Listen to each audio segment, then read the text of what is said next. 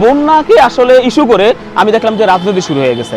আপনি জানেন যে বিরোধী দলের যে নেতা আছে ডক্টর শফিকুর রহমান সেই জায়গায় গেছে, যে মনে করেন যে পানির ভিতরে চুপায়া পাঞ্জাবি টামজাবি খুইলা এমন একটা ভাব যে মানে অভিনয়ের একটা সেটে আসছে তারা। আসলে ভাই এটা অভিনয়ের সেট না ভাই, ওখানে তাদের প্রয়োজন হলে সাহায্য, আপনি সাহায্য দিতে যাবেন, আপনার ওখানে নেতাকর্মী আছে, নেতাকর্মীর কাছে আপনি সাহায্য দিবেন, তারা যাবে, ওখানে আপনার নাটক করার দরকার নাই। আপনি ওখানে গেছেন, নাটক করছেন, আবার কি করে তারেক রহমানকে খোঁচা দিয়েছেন যে সে এখন পর্যন্ত আসলো না। ভাই তারেক রহমান তো তারেক রহমানের নির্দেশনা দিয়েই দিছে, যখনই বন্যা শুরু হয়েছে তার ছাত্র দল আছে, যুব দল আছে, এবং সে 10টা আপনার মনে করেন যে নির্দেশনা দিছে যে এই কাজগুলো করবা।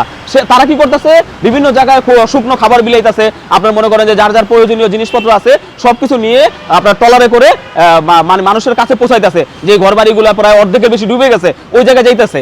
তো আপনি কি করতেছেন, আপনি ওই 50-100 জন নিয়ে একটা পোটলা দিয়ে ফুটেজ খাইতেছেন ওখানে, আবার কি করতেছেন কাউকে 1000 করে টাকা দিতেছেন। ভাই টাকা দেখাইতেছেন কি কারণে? ওই জায়গার মানুষের কি টাকা নাই? চট্টগ্রামের মানুষের কি টাকা পয়সা নাই? টাকা পয়সা তাদের কাছে আছে, তাদের এখন দরকার শুকনো খাদ্য, তাদের দরকার হইলে আপনার হইলে সহযোগিতা, তাদের দরকার হইলে আশ্রয় কেন্দ্রে যাওয়া, তাদের দরকার হইলে মানে যোগাযোগ ব্যবস্থা যতটা আপনার মনে করেন যে তাদের জন্য সহনীয় করা যায়, আপনার মনে করেন তাদের ট্রলার দরকার বা ভ্যান দরকার, মানে উঁচু যানবাহনগুলো দরকার আছে তাদের, ওই সব কাজগুলো আপনি করেন। আপনি টাকা দিতেছেন কাউকে ওই হাদা খাইতে এটা খাইতে, ভাই ওই টাকা দিয়ে তারা বাজার সদাই করতে পারবে? এখন বাজারে যাওয়ার মতন পরিস্থিতি তো নাই তাদের, তারা তো পানিবন্দী মানুষ। পানিবন্দী মানুষ টাকা কি খাবে? টাকা কি চাপায় খাওয়ার জিনিস?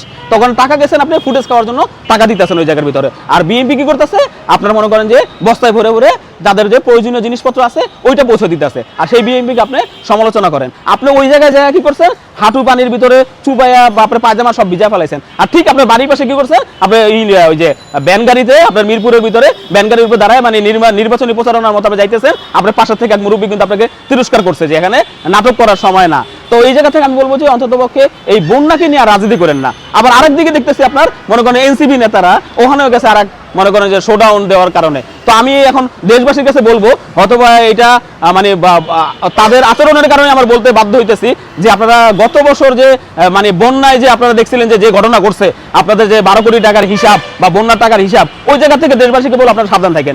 মানে যাদের কাছে আপনারা এর আগে 12 কোটি টাকার আমানত দিছিলেন ওদের কাছে আর আমানত দিয়েন না, দরকার হলে বিশ্বস্ত জায়গা দেন বা সরকারি ফান্ডে টাকা দেন, যেন তাহলে আপনার অন্ততপক্ষে দানটা সঠিক জায়গায় পৌঁছাবে এবং তাদের সহযোগিতা, বন্যায় যে মানুষকে আপনি সহযোগিতা করতে চান ওইটা সঠিক জায়গায় পৌঁছাবে। আর ওই 12 কোটি টাকা যারা মাইরে খাইছে তারা এখন নতুন আবার ধান্দা করার আমি দেখছি বিভিন্ন জায়গাতে খবর আসতেছে, ধান্দা করার চেষ্টা করতেছে, ওদেরকে আর বিশ্বাস করেন না।